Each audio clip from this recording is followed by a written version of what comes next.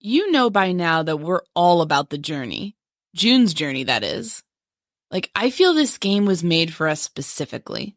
It's the closest I've come to feeling like I've been dropped in the middle of a mystery novel set in the 1920s. That's because you get to play as June, a globe-trotting flapper/amateur sleuth who lives to solve mysteries. You get to visit all sorts of fascinating places, from Paris to Cuba. You beat levels by identifying hidden objects in the scene. And we found that the more we play, the sharper our observational skills become. The game is delightful, and a wonderful way to relax. I'll often pull my phone out and play it when I've got a free moment, like I'm on hold with an archive, or I'm waiting for a courthouse to open up in the morning. I'm currently on Chapter 16, meaning I'm searching for the son of June's housekeeper, who's on the run from New Orleans gamblers and the police. It's a wild time. We know our audience is filled with folks who love a good mystery. Now is your chance to try your hand at being a sleuth yourself.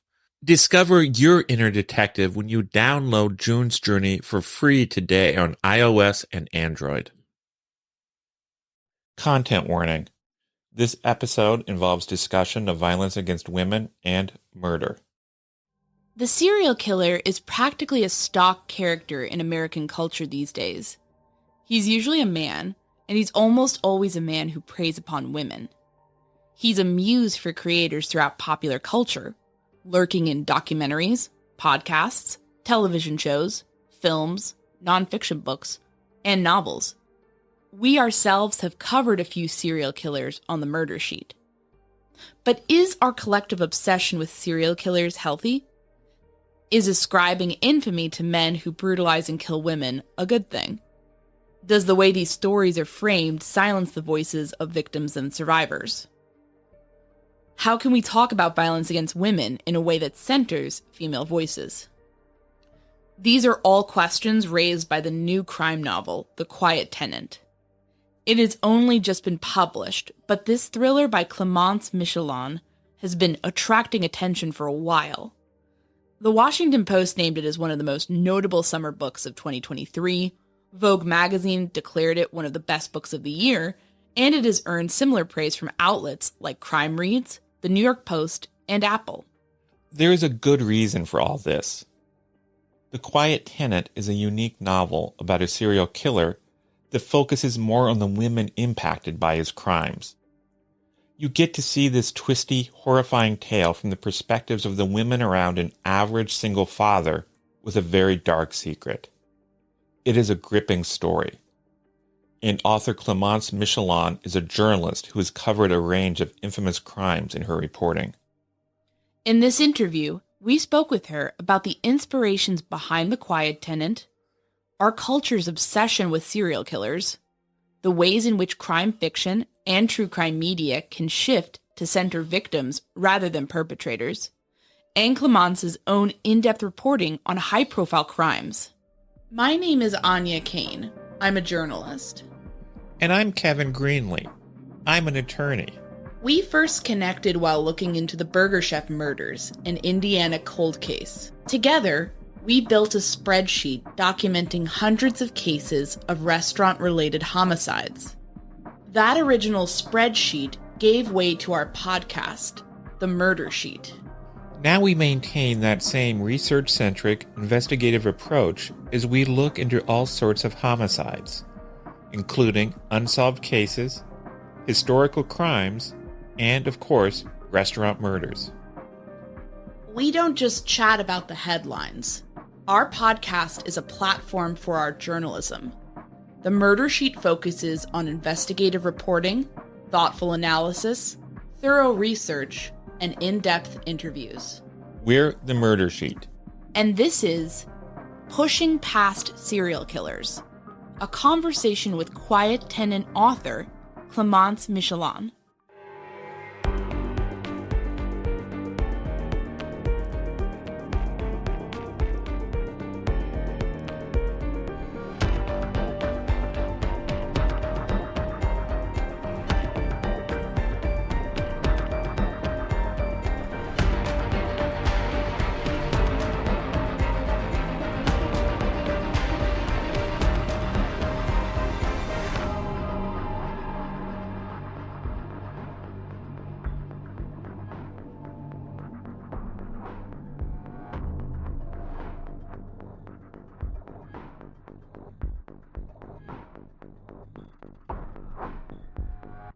So we've both read so much crime fiction. So often these stories center men, whether it's, a perpetrator, a detective, a journalist, someone who's kind of sleuthing out the case.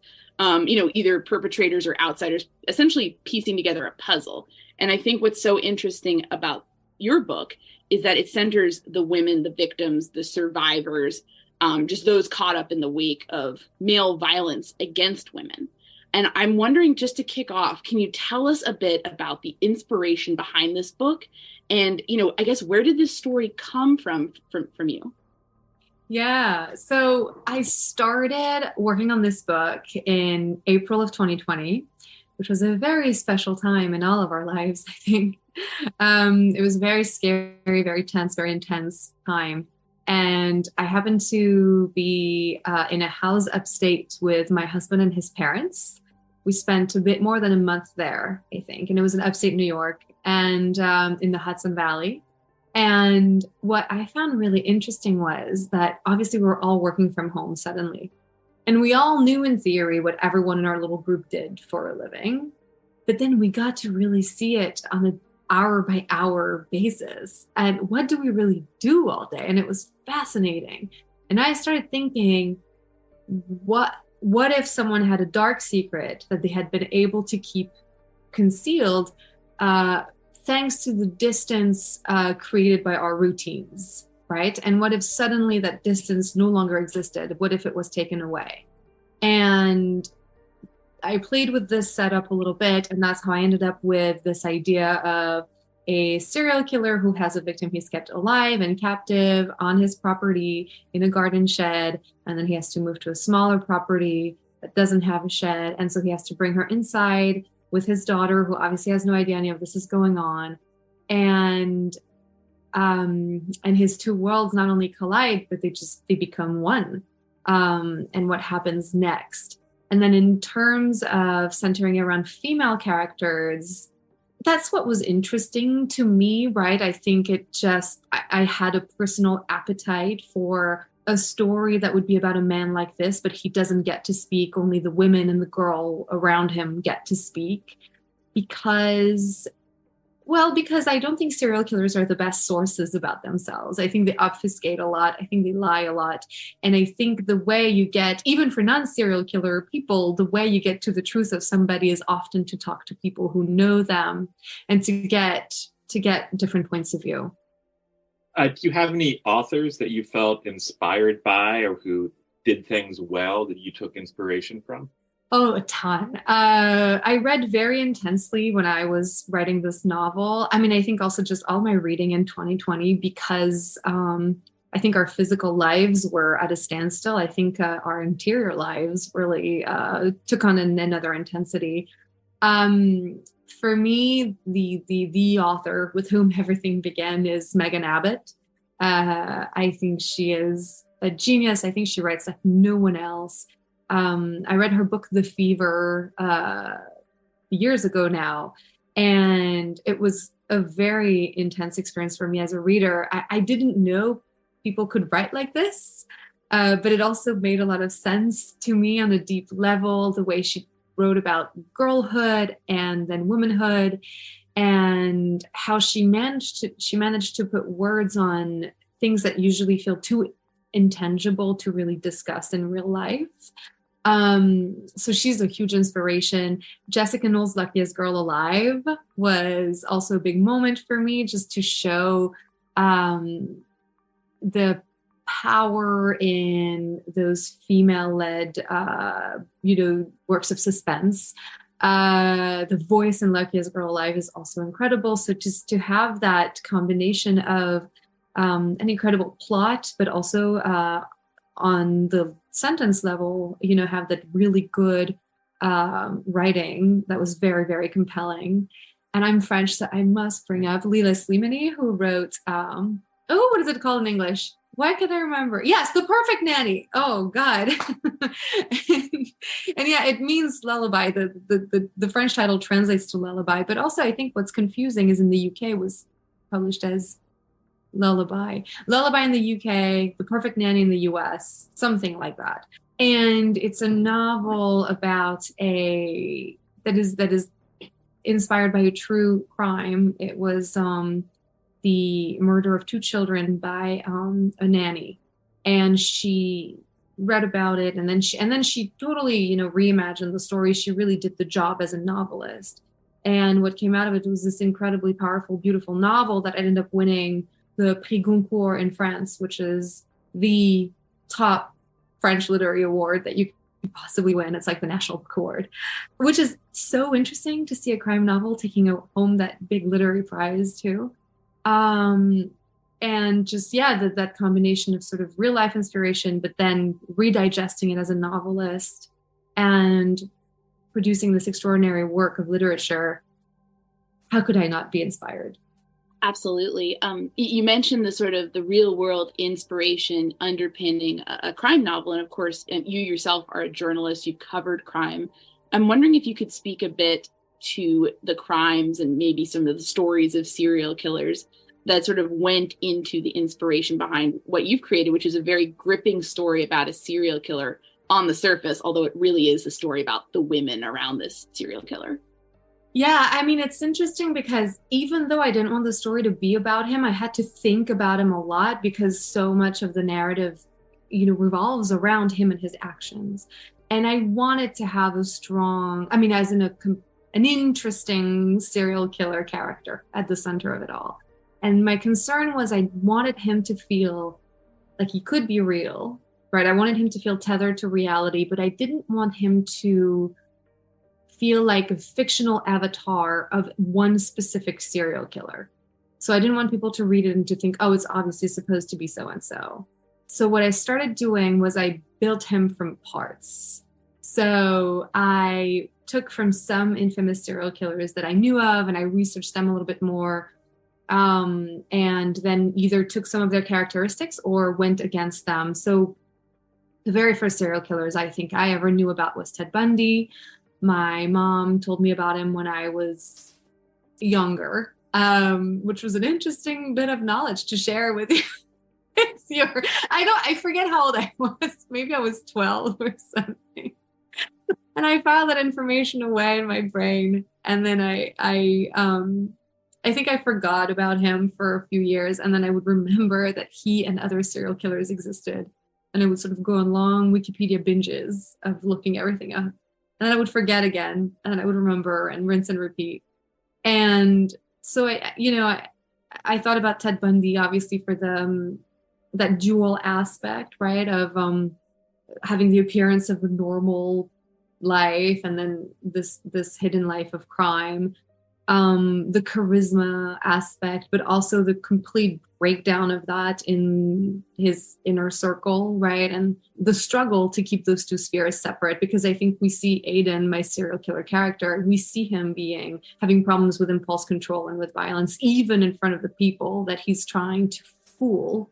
Who else? Jeffrey Dahmer. I reread some things about him. I actually read a good novel that is set around the Dahmer case. I read possibly during the edit, when I was in edits for The Quiet Tenant. It's called The Comfort of Monsters by Willis C. Richards, and it's a crime novel that happens during the summer when Jeffrey Dahmer was arrested, and it's just really good in terms of the reflection about true crime and how it works with fiction and with our cultural consumption. But so I took some pieces from Ted Bundy, Jeffrey Dahmer, the serial killer also called Israel Keys, who was arrested in 2012. And I see the nods because if you're into true crime, you've heard about him. And there's this podcast called True Crime Bullshit that I adore. I've befriended the host since I came in as a fan, and I interviewed him as a journalist. And then I'm very happy to call him a friend now. And so if you've listened, Israel Keys was a serial killer who was arrested in 2011 for the abduction of an 18-year-old girl. And then when the FBI spoke to him, they realized that he was a murderer and a serial murderer at that, and that he had a number of victims. So he was arrested, and after it turned out he was a serial killer, he died by suicide in custody. And at the time of his death, most of his victims had not been identified with anything resembling certainty. And so Josh Hallmark, the host of True Crime Bullshit, this podcast, has been trying to match missing persons cases to the possible dates that this guy could have killed somebody to identify his victims, basically. And I think it's a really intelligent podcast. I think the investigative work is really solid. It's really good. And also in the reflection about how we talk about crime, how we think about crime, and the study of the serial killer at its center, who was also someone who had a family, who had a job, and who had a life until the reality of his crimes kind of exploded everything. So that case was also very much on my mind because it's one of the only cases like this that we know of that is contemporary to us, right? This was 2012. So if you study the case, you'll see things like, cell phones like the ones we have, and the internet and surveillance video and all these concerns. And then sometimes there were things that I really, because I wanted Aiden to feel particular, to feel unique, I went against reality. So for example, a lot of serial killers I read about had problems with alcohol. So I made Aiden sober just because I wanted him to feel a little different.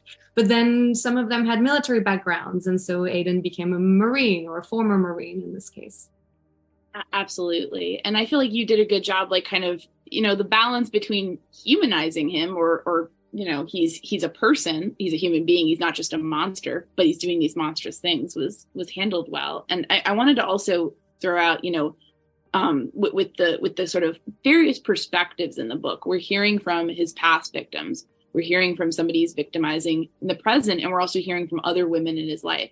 I thought you did a really interesting thing with perspectives there, where you're having certain ones from third person where, it's a bit more detached and we're kind of, seeing what they're doing, like Cecilia and Emily, someone who's dating him, his daughter. And then we're seeing from the person he's currently victimizing, we're actually seeing that from second person. So I thought that like forced us into, as readers, into a really interesting, intimate space where we cannot look away from the horrors this woman is going through. And I'm just wondering, can you talk about that? Because I felt it ended up being a really interesting thing you were doing with perspectives there.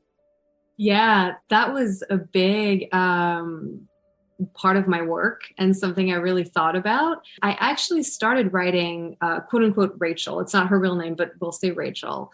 I started writing Rachel's perspective originally in the first person. But the things she goes through are so dark and cruel that it felt weird to express them in the first person, almost as if it seemed impossible that someone would be thinking, this is happening to me while it's happening, or it didn't sound quite right to me. And I was reading Three Women by Lisa Taddeo. I never know if I pronounce her name correctly, but hopefully that's what it is. Anyway, it's an incredible book. And in it, in some parts, she uses the second person. And I loved those parts. They always felt very just viscerally, like it just felt right as a perspective. And so I decided to try it on with Rachel. And I think I just like took a little sample of her voice, and started in a separate document and turned it into the second person, and it was working.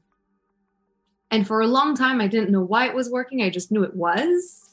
And then I read an article on electriclit.com, and it was Brendan Taylor who was talking about the use of second person in fiction. And he wrote something to the effect of sometimes the second person can express the fragmentation of a traumatized mind. And I thought, oh, that's why it works. That's what it is. That's what I was doing. And then, the other two I decided to keep in first person, right? Emily and Cecilia, because I don't want to say their stories are more straightforward, but they just felt like they would still have a grasp on their own consciousness in a way that I felt was reflected in the first person. HelloFresh is America's #1 meal kit for a reason. HelloFresh really wants you to have it all: free time and fresh, tasty food. That's why they take care of all the meal planning and deliver the ingredients so everything you need to whip up a delicious meal arrives right to your door. We love the convenience of getting high-quality, pre-measured ingredients shipped right to our door so we can have the fun of cooking meals together in the kitchen without the pressure of worrying about whether or not we have all the items we need. And let me stress that when we say high-quality ingredients, we really mean it. The last time I was in the grocery store, some of the produce I saw looked like it had been sitting out for weeks. And that is frustrating because this is the peak time for summer produce. Well, HelloFresh makes sure that their ingredients travel from the farm to your front door in less than 7 days. And when something is that fresh, it simply tastes better. This is another great reason to try out HelloFresh. And remember, Murder Sheet listeners get a special discount. Go to HelloFresh.com/MSheet50 and use code MSheet50 for 50% off plus free shipping. Again, go to HelloFresh.com/MSheet50 and use code MSheet50 for 50% off plus free shipping. Find out why HelloFresh is America's #1 meal kit. We are so delighted to work with our sponsor, Brilliant Earth. This is a company that offers some of the most brilliant and romantic engagement rings and wedding bands out there, all the while ensuring a commitment to ethical sourcing and sustainability. If you're looking to get married or to become engaged, or even if you're just searching for a special piece of fine jewelry, you have to check out their website. They make browsing so easy. They even let you design your own perfect engagement ring. Or you can shop by style. I love the delicate willow rings, along with the 3-stone Nadia rings and the classic freesia rings. It's so hard to choose. And you don't have to worry about the ethical implications of your purchase. Your special gift, your engagement ring, your wedding band, should never be tarnished by the idea that the gems or materials came from an abusive system. See, Brilliant Earth has a commitment to beyond conflict-free diamonds. That means one thing. They only accept diamonds from mining operations in countries that strictly follow international labor, trade, and environmental standards. Fewer than 1% of other diamond suppliers meet Brilliant Earth standards. You can feel good about your purchase, knowing that you're supporting a brand that actually cares about its ethical impact and is committed to fostering better standards in the jewelry business. Check out all of their beautiful pieces at brilliantearth.com. That's brilliantearth.com. Absolutely. Adore Brandon Taylor. And I wanted to also note that I feel like the kind of takeaway almost becomes like, just through the form of the novel, you're sort of you're conveying the point of like a predator, someone who's preying on other people can, not be the same around every specific person. That sort of seems to be a hard thing for some people to grasp, right? Like this person didn't attack me or didn't do these awful things to me. And like, I feel like I don't know. I don't even know if there's a question in there. I was just like, yes. Glad you picked up on this. This was also a big thing. And I think sometimes with fiction, through stories, we get to model things we really want to say. Like we just get to show truths that we see. And this was a big one for me because I think if you report enough on violence against women, this idea of, well, he didn't do it to me. I never had any problems. No, I never witnessed anything. Yeah, all right, but that doesn't mean anything. It's a refrain you'll hear often, but it's an odd line of defense because serial killers didn't kill most people.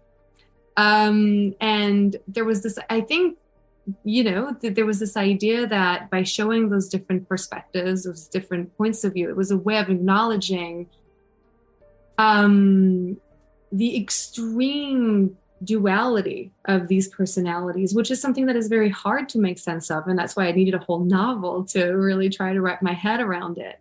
But we say we contain multitudes, and serial killers contain weird, dark multitudes. And I think a temptation we have sometimes is to think that one of their sides is the real one.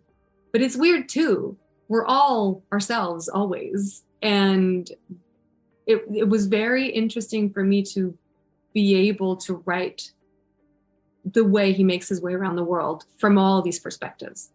One thing about crime fiction and even in true crime is there is an almost obsession with predators and violence against women. And writing about that always runs the risk of becoming dehumanizing. So what do you think about that, and how did you try to deal with that when you wrote this novel? Yeah, it was a big question for me because as a reader, I don't always love the way these things are depicted, right? I think it can feel exploitative really fast, disrespectful, or like you're commodifying something. And I really, really was hoping to avoid that. And I knew I had to write about those things because of the nature of the story. But yeah, there was something visceral there that a line that I wasn't willing to cross. And so for me, I think what it came down to was, to me, this was actually a case of tell, don't show. Usually the golden rule of writing is show, don't tell. And I think in this case, telling was enough. There was no need to show. But also, the reason why I think sometimes writing about violence against women can be dehumanizing is when we take too much of an outsider's perspective, and we're almost like there's like a voyeuristic thing that happens when we're looking at the crime being committed on the page, almost like we can't look away. But I think for me, the way I tried to do it was grounding it in the character's perspective to whom this is happening. And so the information that we're given is sort of how it feels for her mentally and what it means for her psyche. And that, I think, to me, felt more right. Hopefully that's how it comes off on the page. But I don't think I don't think it's necessarily exploitative to write about this kind of violence, but it's certainly a risk we take. And so it was important for me to think about the way I was doing things there. Having said that, I will say I ended up finding my comfort zone pretty quickly on the page. It could have been something where I needed to write various drafts and try it different ways to really strike the right note.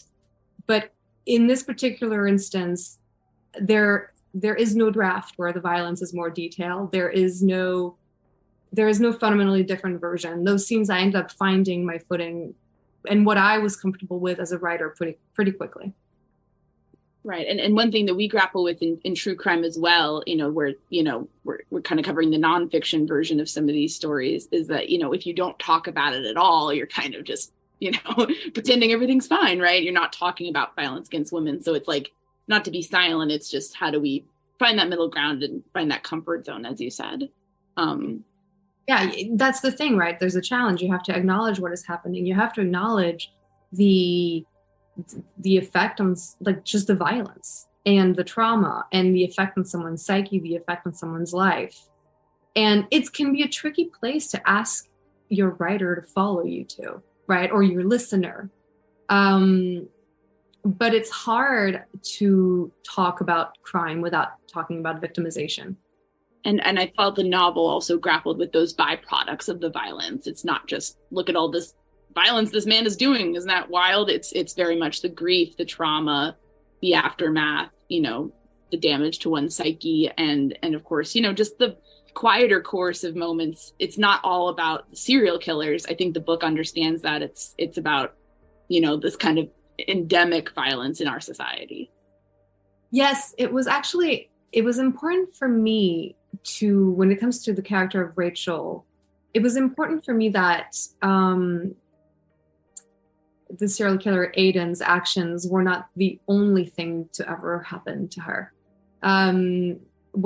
When I went and wrote those flashbacks that show her life before she was abducted, I wanted her to feel like a real person. She had a past, her life was leading somewhere before this happened. And in some ways it was leading somewhere good. In some ways it was leading somewhere more tricky.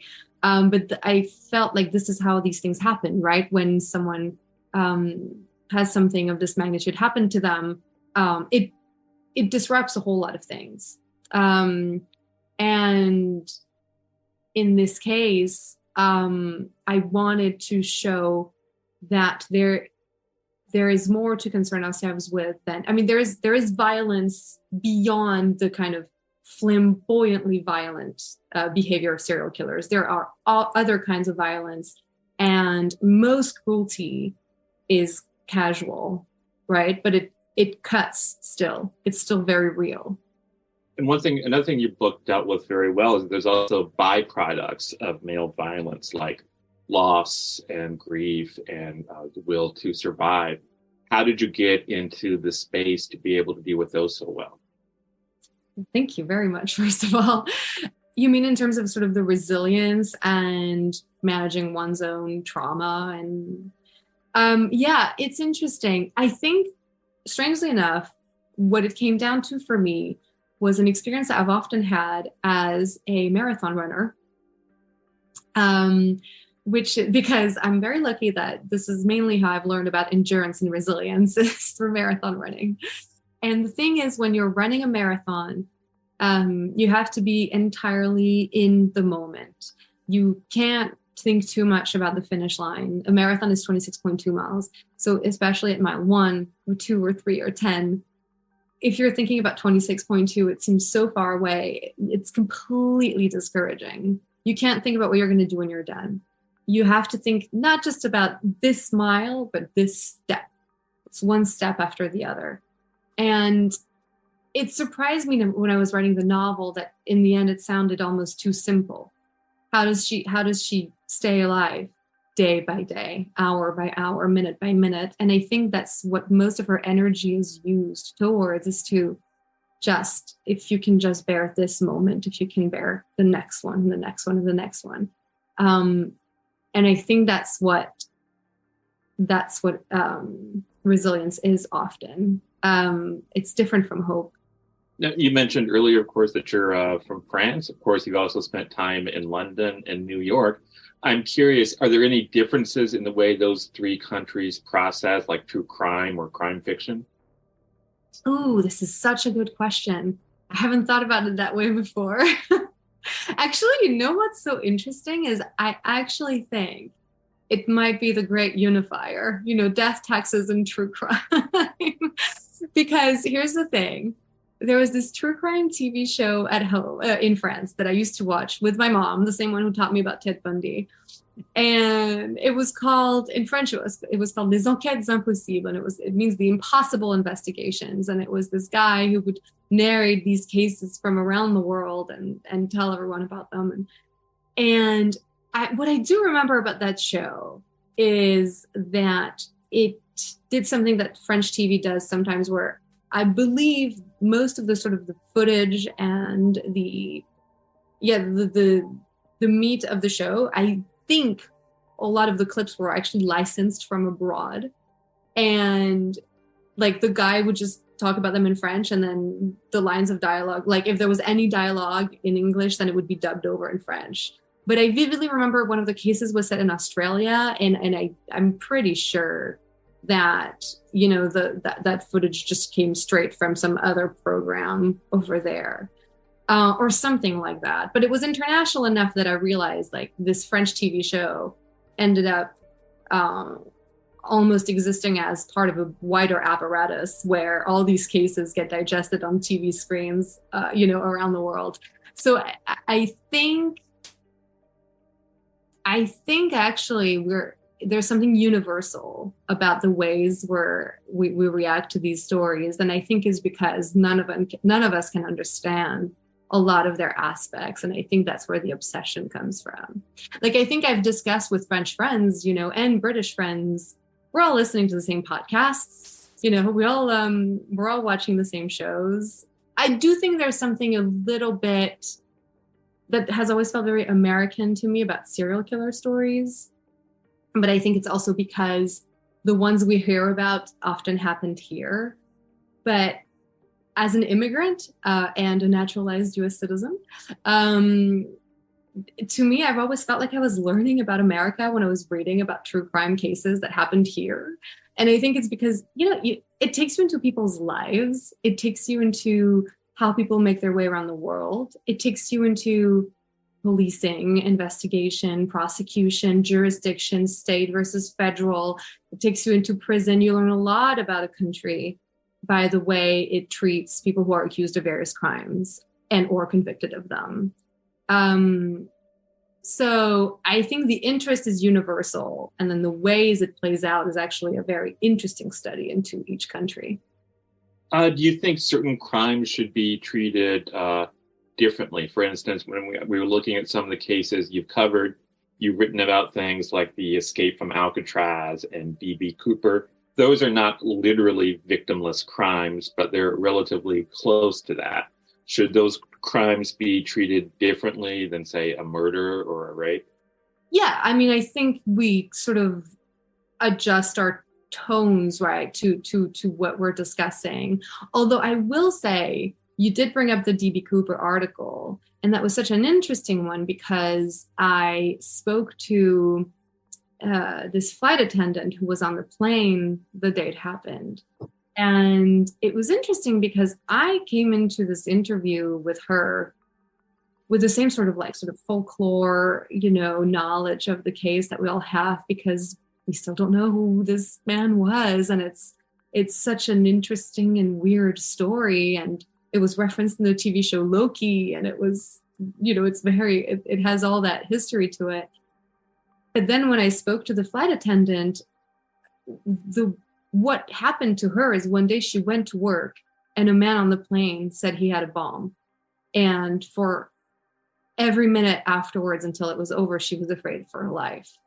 And the big lesson for me was to re-understand her personal trauma. Like it was life-changing for her. And her voice was still sort of wavering as she talked about it. I think, if I remember the tape correctly. And I think what I got from it is every story is unique, and I can't really go into it. I mean, and usually my expectations get challenged. I think that's interesting because it also calls to mind something else. It feels that often in the criminal justice system, the voice of women tends to be ignored or minimized. I believe you also wrote, for instance, about Natalie Wood and her sister trying to get justice for her sister and how challenging that is. Why does it seem like the voice of women sometimes goes unheard in the criminal justice system? Yeah, I think it's something we've inherited from living in a patriarchal society, right? And it trickles down to every level of the investigation and the prosecution of crimes against women. I believe that when, for example, Ted Bundy's victims started going missing, I don't think there was a ton of literacy on law enforcement's side at the time for what it meant when women went missing in droves. And I think those cases were easy to dismiss as runaways, or sometimes you'll hear, either in the Bundy case or in other cases, you'll hear those disappearances that happened a few decades ago. You'll hear, oh, she went to get an abortion. Like, this is just something that someone would disappear after. I think there's these aspects of women's lives that are set aside and just are sort of used to justify the things that are done against us in a strange way. And I should acknowledge also that this is especially true for women of color nowadays, and women who live in poverty, who maybe have substance use issues or are in certain professions. Anytime anytime people seem to, it's just some aspects of women's lives, I think, are used against them to sort of justify what is done to them or to ignore it. And it seems only relatively recently that there's been at least some sort of like wider spread acknowledgement about, you know, topics like rape culture and like the prevalence of sexual assault and like, you know, the Me Too movement, the reckoning that came with that. I know you've covered the Harvey Weinstein case, and you know, I think we've seen some spillover with that into true crime and crime fiction and sort of acknowledging that, but obviously it's not, it doesn't fix the problem, right? I mean, that people are talking about this. And I mean, I'm just curious from your experience as a journalist, and then, you know, taking that into your experience as an author, you know, like any thoughts you have to share about violence against women, the prevalence of, you know, sexual violence against women, physical violence against women that we sort of all contend with. I mean, I know the kind of cliche at this point is that that's why women are so interested in true crime and crime fiction, because it's like a way to safely process it, I guess. And I'm just kind of a very broad question for you, I guess, but what are your thoughts on that?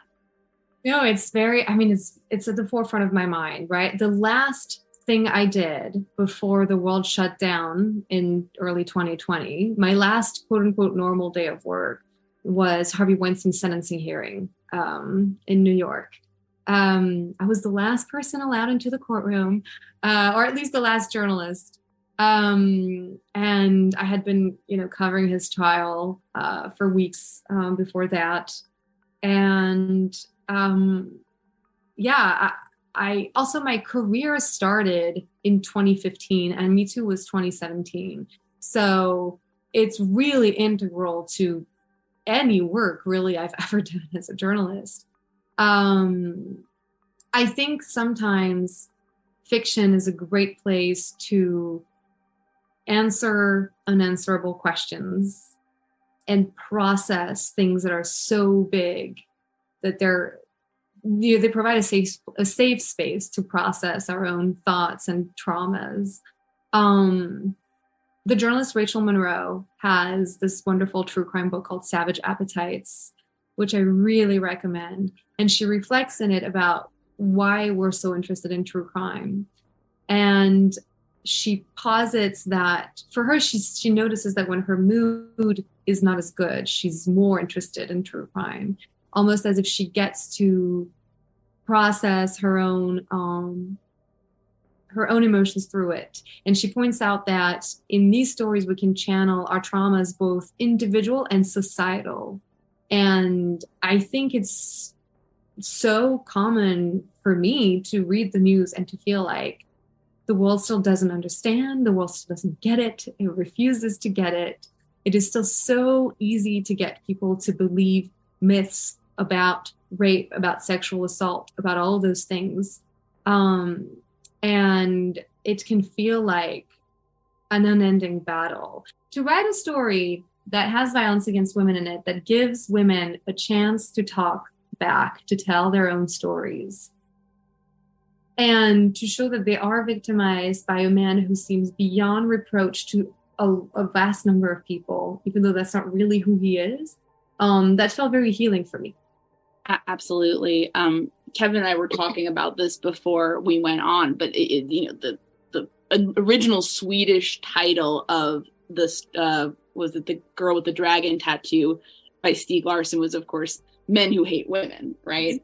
And it feels like, yes, I was like, you know, like I wish they'd kept that. Obviously, I think American audiences might have been a little bit like, whoa, with that, but it feels like so much of serial killer fiction could be that. And I think, I mean, I don't know, it's just so much of true crime when you're really digging into it. And I think there has been a lot of more of women vocally like reclaiming some of that or expressing their rage around that. Like, I know we've covered cases where there have been like sexually motivated murders, and I just feel like like a lot of people are kind of really delving with what that means and getting angry about it, which I think is good.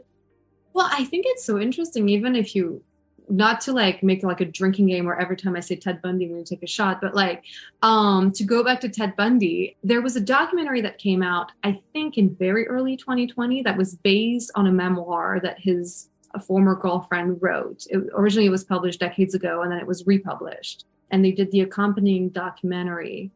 And the documentary had included a lot of focus on his victims. It was very, very well done. But also I felt that was kind of the first moment in time that I had really heard his crimes discussed as a product of misogyny. And I don't think that for the decades that we talked about this guy, the fact that he only killed women and girls, which not all serial killers are like that, but he was, gender was almost not a question for decades when Bundy was discussed. It was always, well, what was wrong with his mind? What was wrong with his psychology? Why did he do it? Or if gender was discussed, it was more under the lens of he preyed on women's instincts to be polite and helpful, which is true. But also the fact that he targeted specifically female victims should probably be brought up at some point, right? Like there's no chance here. It was by design on his part. And so I do think that it's worth still talking about those things. Yeah, I think there's almost been a societal presumption. Of course he went after women, who doesn't, Yes. Thinking about his victims, I think on your website I saw a quote, "There's been a movement in true crime to shift our focus away from perpetrators and towards victims. I think it is a powerful reclaiming, one which is changing the way we think about crime." So what does this have the power to change, and how can we keep the momentum going? Well, I think that it's powerful because when we think of serial killers as sort of these otherworldly, killing machines, we almost ascribe them more power. But thinking about, here's a person who did these things to this person and this person and this person, it gives sort of a real world perspective. What lives were interrupted forever by these crimes, and what was the picture of their existence, and what is being lost there. Who was doing this, but who is it happening to? I think that's a more just a better picture. It's a more accurate picture of crime. Crime doesn't happen in a vacuum; it happens in the real world, and I think it's very important to keep that in mind, especially when we start thinking of how we prosecute crime, how we punish it. There are things, whatever justice the system can bring, there's never bringing anyone back, right? We can't. And so, but also with this novel, I also wanted to explore what happens to the people who are left behind. And I think we err when we stop thinking of what happens in the aftermath. A lot of stories of crime happen with crime, investigation, perpetrator is caught, and then we end here. But it's not quite as simple, right? There are people who knew the victims who still need to go on with their lives. There are people who knew the perpetrator and whose lives just get completely upended and who also need to go on with their lives. And these are all people. And I think it's important to keep thinking of them that way. Absolutely. And we touched upon this earlier, but with the character of Aiden, I think I mentioned, I thought you did a really good job in the writing, humanizing him. He feels like a person. He doesn't feel like a robot killer who's, just kind of, operating just to kill women. He's this person and this is what he does. But I thought it didn't, what's the word, like kind of idolize him or make him into this like super predator who's, he's falling apart essentially.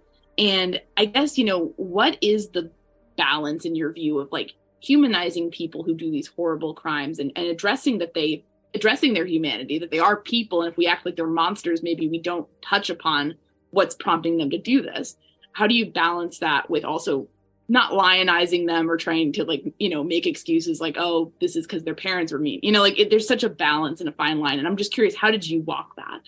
Absolutely. It's something I think about a lot. And I think it comes down to the difference between empathy and sympathy, which I need to credit, I think the author Paul Tremblay often brings it up in his interviews. And I had listened to his interviews before I started, and I interviewed him myself actually, before I started writing this novel. And it's something I had in mind a lot.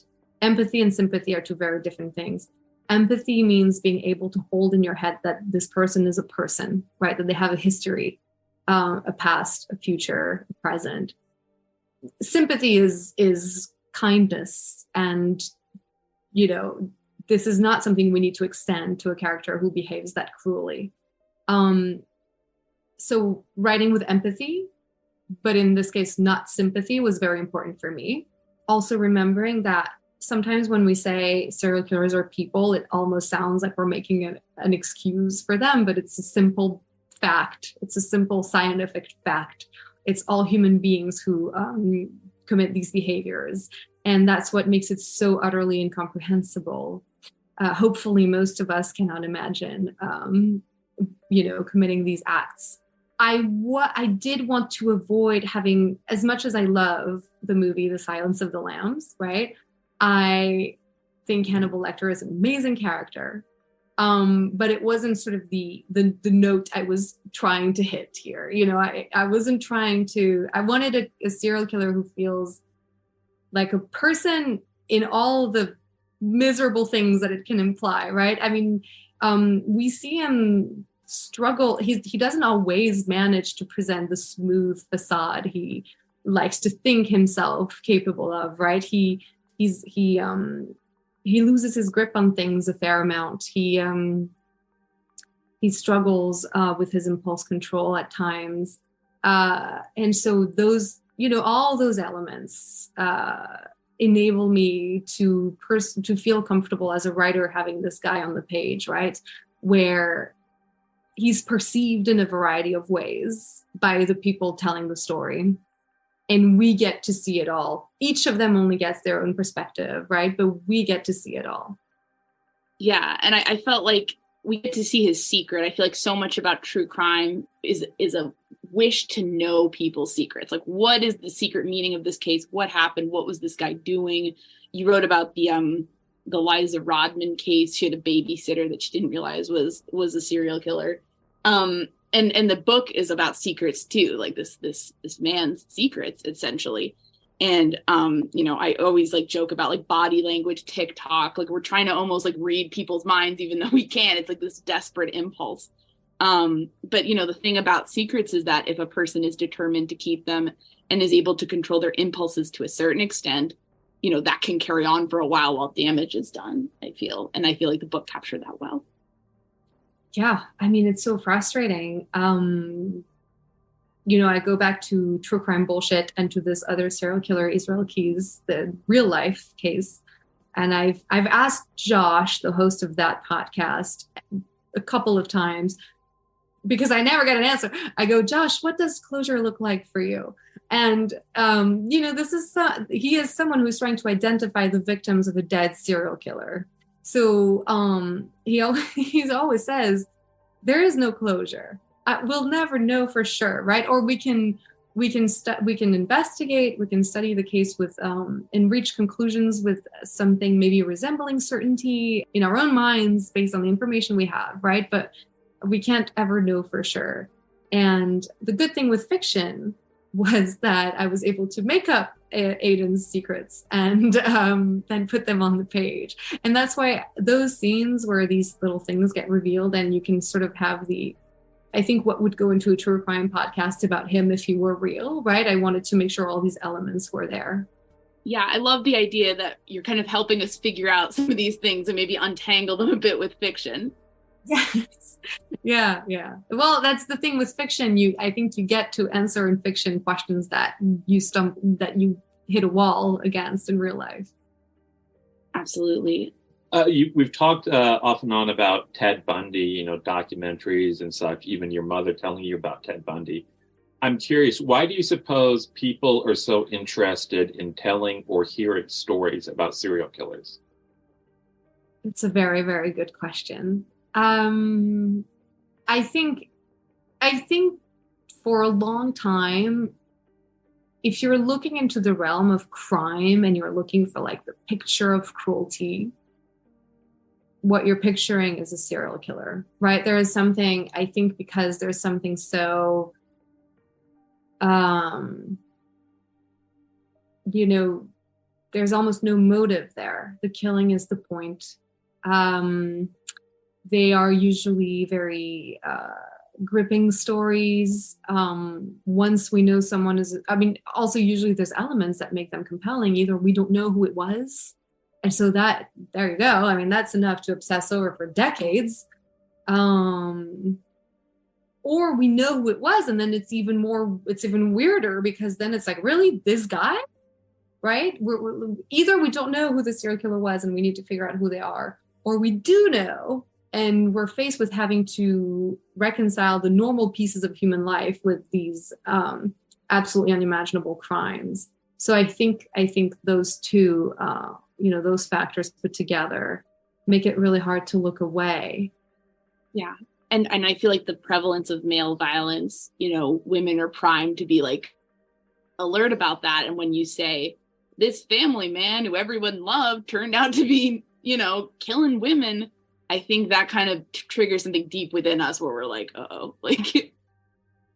Yeah. And what's interesting is I see a duality in these kinds of stories where, to me, there's something strangely healing about a serial killer story, because when you're a woman and you try to tell someone or people at large, this person hurt me in this manner, you'll often hear, oh, well, he didn't mean it that way. Oh, it was a different time. Oh, no, it didn't happen like this. And when you point to a serial killer, usually the harm is so big, the story is so momentous that people don't really have anywhere to hide. You point to Ted Bundy, people don't have any room to say, oh, well, he didn't really mean it that way. No, they have to acknowledge the harm that was done. And that is strangely healing. And so to me, those stories enable us to are somewhere to put that hurt that sometimes other people refuse to acknowledge. I will say, however, that serial killers are extremely rare. Stranger danger crime is an exception, not a rule, mercifully. And I'm personally generally not afraid of strangers, and I don't think we should be. I do believe that the good of people, and I think most people are good enough. I think the thing we should probably get better at is recognizing other people's pains before they get to that stage of extreme, undeniable history-making, violence. I feel like we should snippet what you just said about stranger danger and serial killers and give it to all the true crime podcasts and have everyone run that at the top of their shows, because the focus is off. I mean, the actual source of violence is often so close to home. It's like any comfort. We're all much more likely to get murdered by someone we know. Have fun with that, everybody. I think we ran through all of our questions. We wanted to ask you, is there anything we did? We kind of went from topic to topic, so apologies. I hope that was okay. I just, is there anything we didn't ask you about that you wanted to mention? I'm trying to think. No, we did talk about sort of the depiction of violence, and that's usually what I bring up when people ask. And no, I think you guys asked great questions. I think we've covered everything. Yeah. Awesome. Well, thank you so much. We enjoyed talking to you. Thank you so much. And we will include a link to the book in the show notes and everything. Thank you so much. Thanks for the great questions, and thanks for your support of the book. I really appreciate it. Thank you. We were really thrilled to get to chat with Clémence and enjoyed our conversation. We'll include a link to her book in our show notes. Thanks so much for listening to The Murder Sheet. If you have a tip concerning one of the cases we cover, please email us at murdersheet@gmail.com. If you have actionable information about an unsolved crime, please report it to the appropriate authorities. If you're interested in joining our Patreon, that's available at www.patreon.com/murdersheet. If you want to tip us a bit of money for records requests, you can do so at www.buymeacoffee.com/murdersheet. We very much appreciate any support. Special thanks to Kevin Tyler Greenlee, who composed the music for The Murder Sheet, and who you can find on the web at kevintg.com. If you're looking to talk with other listeners about a case we've covered, you can join the Murder Sheet discussion group on Facebook. We mostly focus our time on research and reporting, so we're not on social media much. We do try to check our email account, but we ask for patience as we often receive a lot of messages. Thanks again for listening.